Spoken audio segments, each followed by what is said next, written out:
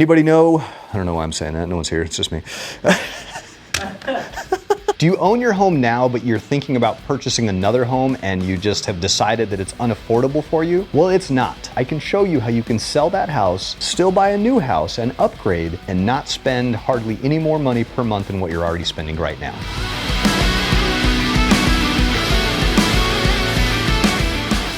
Let's say you've been in your house for like 5 years and you were barely able to afford that house, and now you're looking at the existing sales prices and with current interest rates being right around 6%. It can be a scary thing, and a lot of people don't even try to look at their options because they think it's just going to be way too expensive. I really want to dive deep into this because it is a lot simpler than you think it may be. I help people every single day, mostly first-time homebuyers, but if you've been a homeowner for the past few years, you're more than likely sitting on a good chunk of equity. So if the house is shrinking around you and it's no longer fitting the needs of your family, maybe your family's growing, maybe you had a crazy uncle that needed to move in with you and he's been crashing on the couch and you need more space. These are normal things. These sort of things happen. So don't be scared, and don't just think that because of current home prices right now you can't afford anything. We're going to look at two different scenarios today. The first one is selling your house and buying a new one and what that looks like. The other option is renting your current property and starting to receive rent on it as rental income, and then also purchasing a new property. I'm going to break it down. We're going to look at the numbers,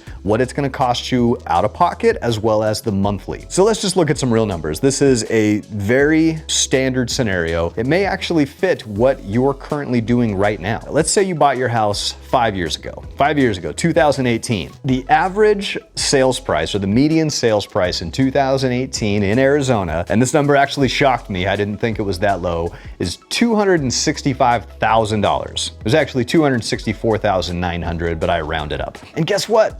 Interest rates back then were right around 6% was the average rate, which is exactly where we are right now. We're right around 6% for the average rate. The only difference is pretty hard to find a home for $265K right now compared to when you bought it 5 years ago. The type of home, the style, how big, what you're gonna get, bang for your buck. Those are the numbers that we're gonna look at because I do think this is valuable information. You bought your house for $265,000. You probably got a 6% interest rate. Let's say that you just did the bare minimum FHA loan, 3.5% down. Let's say you were smart, because I feel like this is probably most people's scenario. When rates dropped to 3.5% in 2020, 2021, you refinanced that house. You did a loan with me in 2018 and I didn't call you in 2020 or 2021, and shame on me.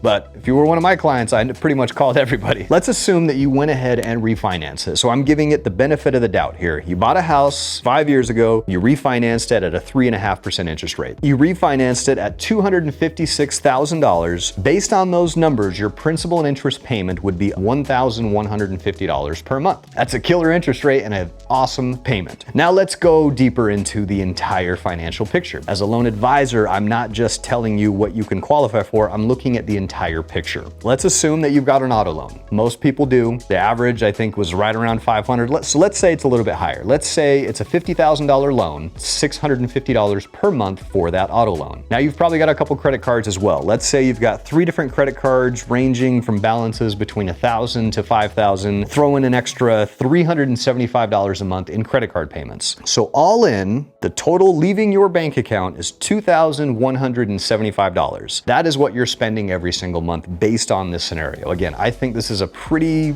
standard American situation. This is nothing crazy. Now, we want to sell that house and buy a new house, and we're gonna be a little bit above average. Let's say you need a $600,000 house. How much more money do you think it's going to cost you per month to go from spending $1,150 in a mortgage to whatever that $600,000 house is gonna cost you? A lot of people aren't even willing to look at those numbers because they don't think it's affordable. But here's where I wanna show you the advantage of having a mortgage advisor look at the entire picture.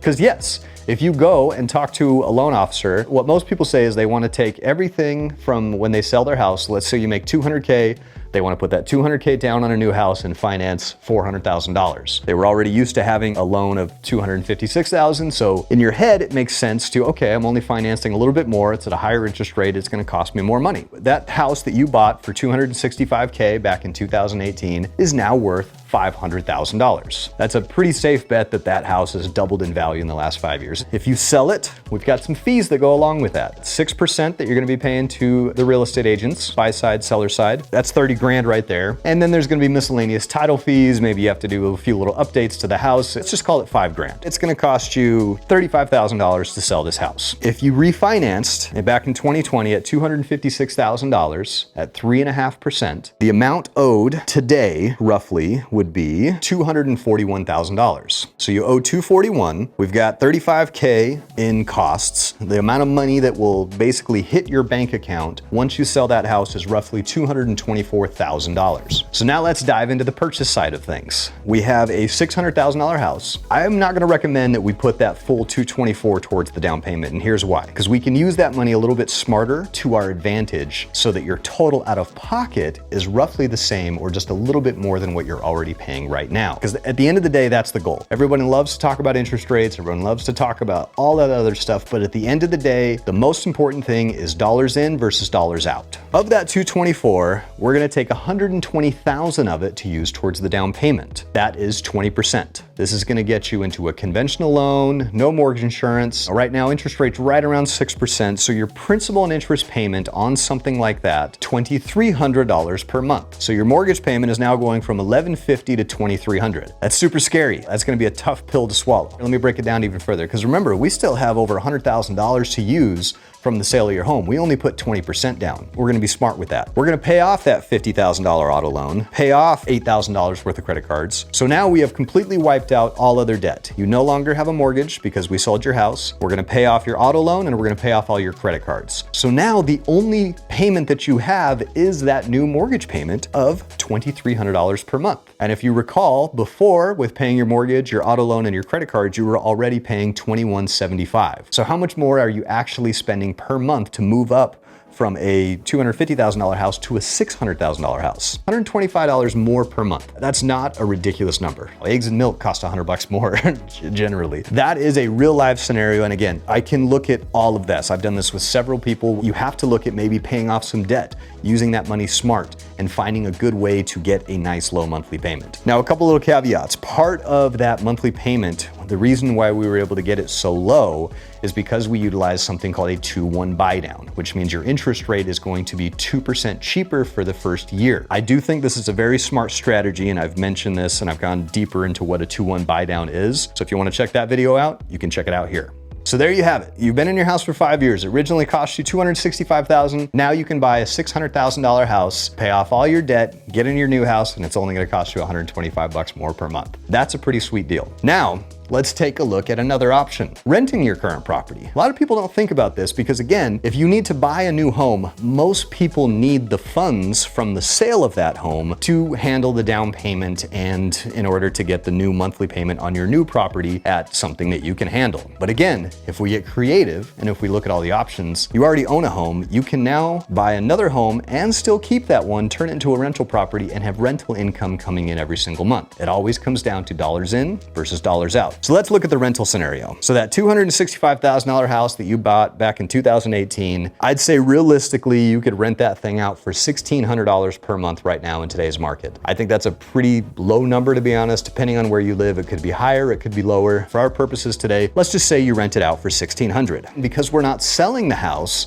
we can't go off and pay debt off like we talked about in that previous scenario. We're not gonna have the funds to pay off an auto loan, to pay off the credit card, so you're still gonna have all of that debt. But that's okay, because let's take a look at it. We just do the minimum down. Minimum down on a $600,000 house on a conventional loan would be 5%. 5% of $600,000 is a pretty big number. It's 30 grand. If you don't have $30,000 sitting in your bank account right now, that's okay. Because as we've previously discussed, that house that you bought 5 years ago is now almost more than doubled its value. So you've got money available to use via equity. How do we access it? A home equity line of credit. Let's just say, you got a line on your house for $100,000 and you pulled out $30,000 of it to use towards the down payment on the new house, our minimum down. So we're taking out that 5% via a home equity line of credit. $30,000 on that home equity line of credit, it's not gonna be too bad. Your monthly payment's gonna be right around $250 a month. So we're gonna pay an extra $250 a month in order to get that $30,000 to use as the down payment. Now again, we're gonna have a higher monthly payment because we're financing a larger dollar amount. So your principal and interest payment on something like that, again, if we use that 2-1 buy down scenario, principal and interest payments can be right around $2,700 per month.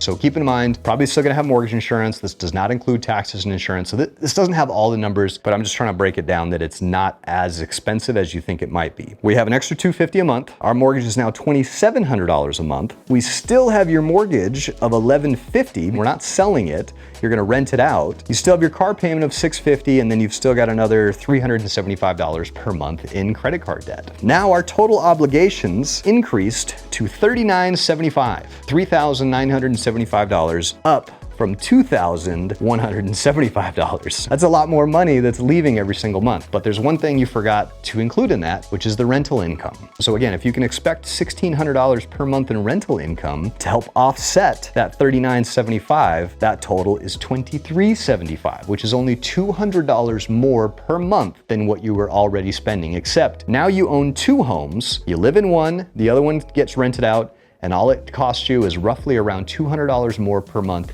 even in our current interest rate, even in this current market environment, for a $600,000 house. These are real numbers. This is data that I'm pulling as of today. So again, this is something that is very, very doable. So if you've been a homeowner for the past 5 years, or even the past 2-3 years, if you're hung up on you got such a good interest rate and your mortgage payment is so low, what are the other payments that you have? Let's look at the whole situation. Have you ever sat down and just, okay, I have this much leaving for auto loans, I have this much in credit card payments, I have student loans, I have whatever it is, whatever that total dollar amount in debts that are leaving your bank account every month, if you've got equity in your home, it might be a smart idea to sell that house, use some of that equity to pay off those other debts, get into a new house, and then the total money that is now leaving your bank account could potentially be less than what you're spending now, and you get a better house. It can absolutely be possible, and I've done it many times for several different clients. This is just a couple different examples to show you the power of home equity and that you do have options. Just because you refinanced in 2020 or 2021 at a 2% interest rate, 3% interest rate, you don't necessarily have to just let that be your life forever. You have other options when we just open up the picture a little bit further and we look at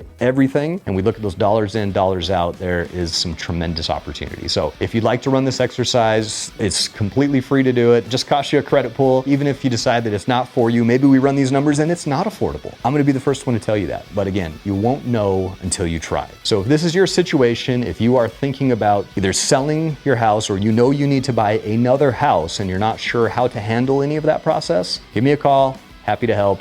It's not as hard as it may seem. You have a great rest of the day.